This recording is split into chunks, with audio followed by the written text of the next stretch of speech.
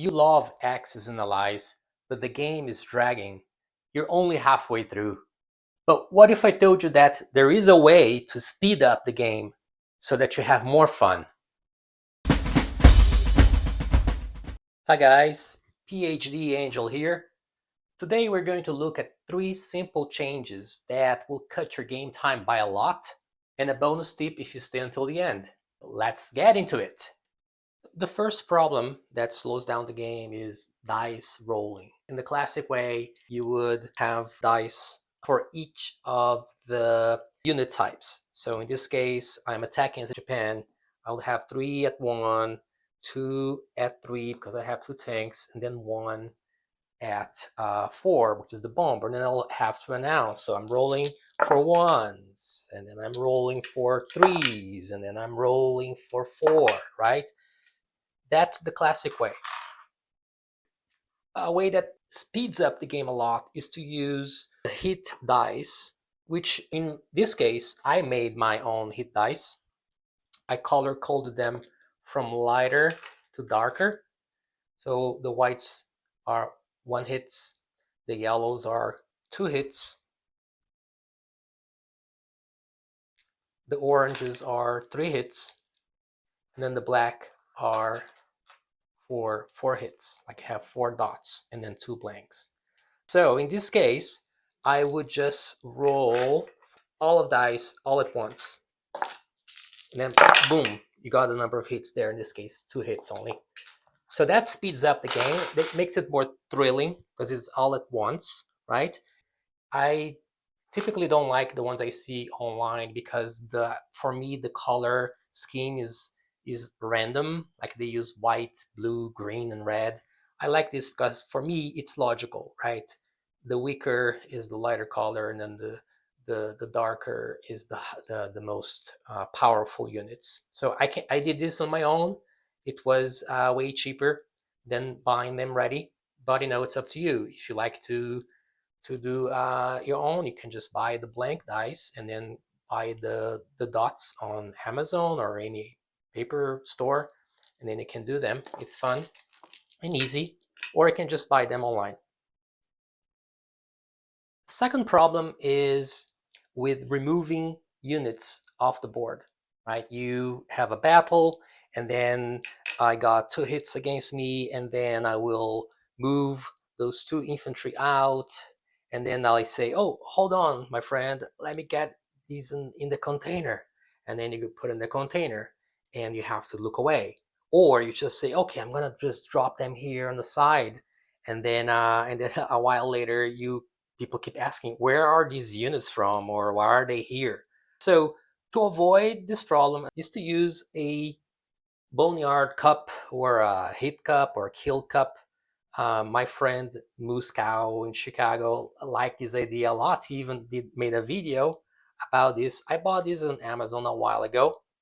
You may not find a cool one like this, but you'll find anything. I mean, you may have this in your kitchen right now. So as soon as the battle, is going, and then you get the hits, just throw them there, and then just keep throwing them there. Like you can move the round, put them there instead of wasting your time. At the end of the round, or if one of the players is doing nothing, he can just pick this and then be kind and civil, and put them in their boxes. Usually the host of the game is the one in charge of doing these things at the end of the game.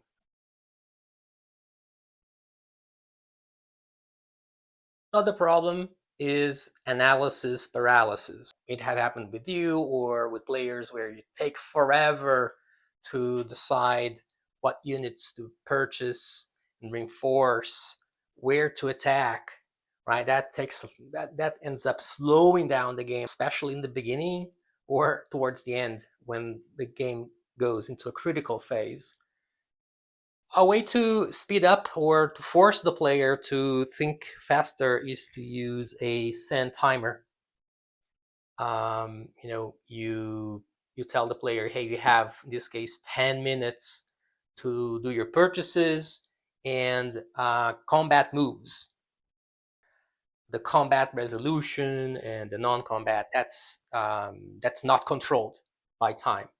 But this is where purchasing and combat moves, that's where players usually get stuck. So yeah, I have one this for 10 minutes.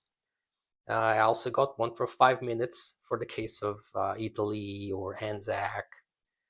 A good thing is you can say you can try to have an enforcement that if you blow up your time, the opponent can pick out one infantry. Now I found that this is unnecessary.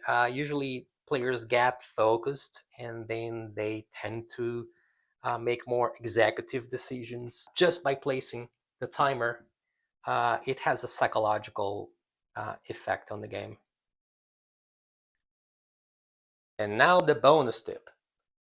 You know that in Europe, territories are so small. It's a pain to place and move units. They get crammed, they get confused, they fall over. So a good way to solve that is to have a larger map. Like this one, it's actually the Renegade Deluxe map. It's 20% larger than the map that comes, the board that comes from with the box.